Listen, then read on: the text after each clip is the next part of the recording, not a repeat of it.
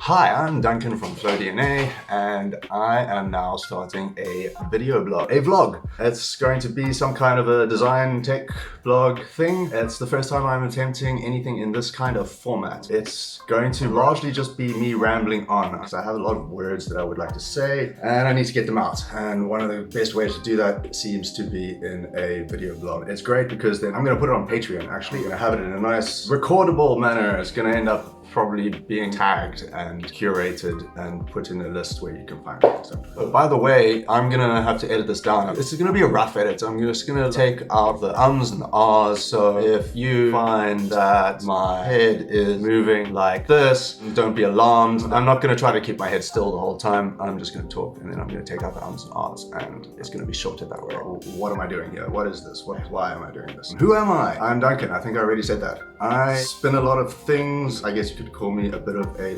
flowaholic. Playing with toys since I was a kid. I think most people play with toys, but I was really quite into it, and as I grew up I kept playing with toys. Mostly it was devil sticks, juggling sticks, flower sticks. Yeah, juggling was quite cool. You toss things, it's cool. Poi is interesting, spinning things is great. But in the beginning I was interested in complex movement, and I tried different kinds of things. I'd seen people spinning poi, fire poi and such. Actually mostly just fire poi. Very seldom seen anyone spinning poi without fire. Back then was not really something that you did during the day. For some reason it was just always associated. You always set it on fire and spun it around. That's why you spun poi. So then eventually I put fire on my sticks. I was kind of stuck with sticks for a while because I enjoyed the challenge a bit more. You can't even drop poi. They're attached to your hands. That's super easy. But then I saw that it's not. I mean, to do the basics with poi is easy.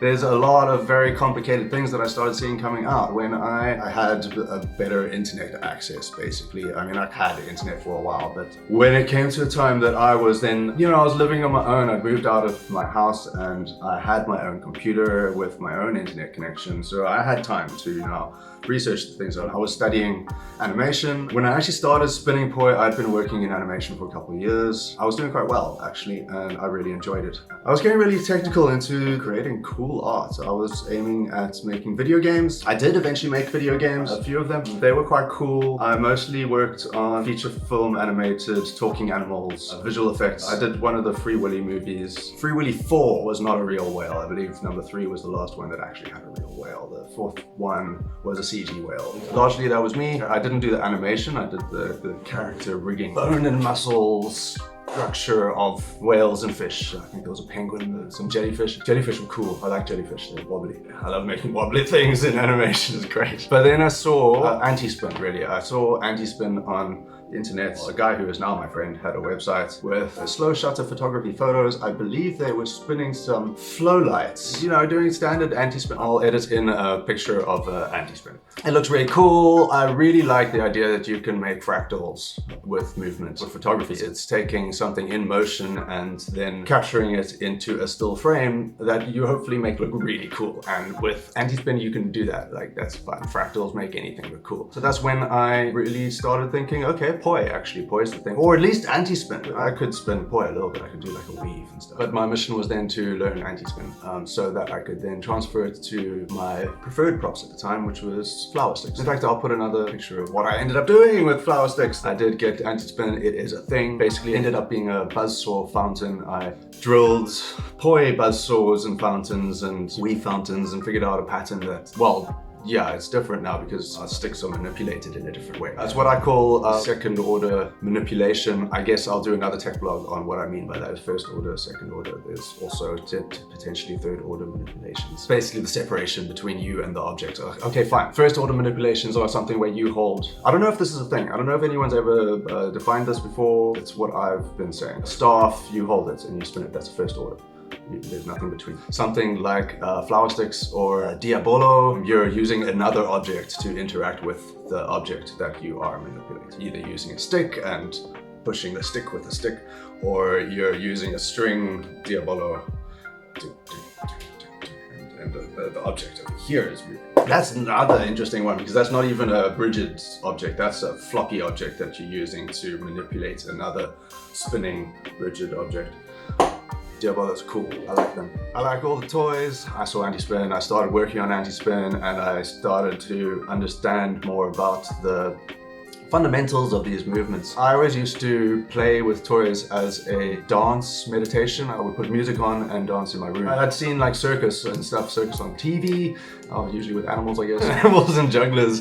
It didn't seem like a real profession when I was younger. I'd seen juggling in association with magic, the magicians. I did go to the College of Magic in Cape Town. I just did a year, I did a course there in close-up magic mostly. I like it. I'm not really, I wouldn't call myself a performer though, at heart. Juggling always seemed to me like you're doing a trick, telling the audience, okay, I'm gonna do a trick and you're gonna be impressed with me. Yeah, and then I do the trick and then it's like, yay, look, I did the trick.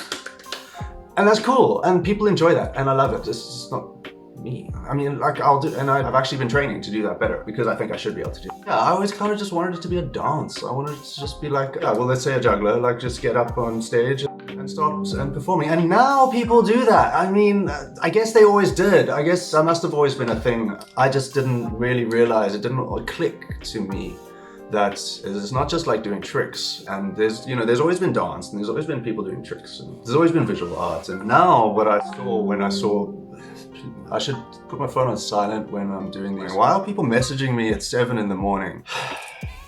Completely forgot where I was. Oh yes, the fact that it's now a visual art combined with a dance, combined with math, combined with the technology that you need to use to take these photos to make the art look like what you want. It just became such a nice combination of skills in order to make something visually entertaining. Compared to animation, where you can make something really cool looking, but like say for example, if you wanted to make a person like spitting fire in animation, that's gonna take months, probably years. I mean, if it's one person, yeah, year, because you got to build the character from scratch. Just that fire is fairly basic to set up if you've got the right tools, but then you're talking about rendering things, simulating processing time. It's a lot, like that's days. If you want to do it right, and less than a day of simulation, but more than a day of rendering. But you can do that in like several minutes with a decent video camera and Fireboy and someone to watch you doing it safely. Make sure that you don't burn and die. Or with lights, then you don't need someone to make sure you don't die. I really wanted some LED boy at that point, so I got myself some. In the process, I realized that they're really quite hard to get. You couldn't get them in South Africa. They may have been someone actually selling them back then, but they were crap. I mean, they were bad. They weren't very good LED poi, so I got better ones. I believe the first ones I got were Flow Toys Crystal Poi, but I didn't buy them from Flow Toys, I got them from Home Poi. And I also got a whole lot of other stuff. I got some swords, got some fire staffs. At some point, I bought a lot of toys, and I realized also that it's quite expensive, and missions to get things through customs sometimes. And a lot of my friends, they didn't have credit cards, or they didn't really know how to use online shopping. So I started getting toys for my friends. We would do group orders. In fact, it was when Flow Toys came out with Podpoi, and I looked at that product design. I'm usually very critical of product designs. You know, it's not really on purpose. It's just that when I pick up an object, I look at it and I kind of feel like I would like to change aspects of it. But Podpoi happened, and I didn't really, it was like basically a perfect design. It's just really, really, really good. It was such a great advancement of the technology at the time. Something just kind of clicked, and I was like, hey, what if I started a whole, I was selling sock poi at the time and like making my own sticks and selling those. Very basic stuff. But then I was like, yeah, no one else is selling LED poi in South Africa. Maybe I should speak to these people and see how many I can get, see if I can sell them. So I did that, and it took a really long time to sell the first batch. Yeah, that's ended up being Flow DNA, basically. I feel like that's me, that's where I'm coming from, let's say. Let's call this where I'm coming from. I'll figure out a name for this just now. I think I should just name every vlog with something. Eventually, you're gonna be able to ask, if you're in my Patreon, hi, thank you. Thank you very much for your support. It's great. You can, there's comments, there's a community thing. I've just started this channel, but I know that there's a tab with the community. Probably direct message me even. There are ways to tell me what to do so I can talk about what you want to hear about. And I will try as best as I can to stick to the topic. I do tend to go off topic, I get distracted. Yeah, that's how I talk, I guess. How do I sign these off? I guess usually I would probably sign off by saying thank you to our sponsors with logos. But I don't have any sponsors, so that's not happening. Please give me money so I can put your logo up on my videos. Yeah, I'm gonna stop talking now. That's enough talking.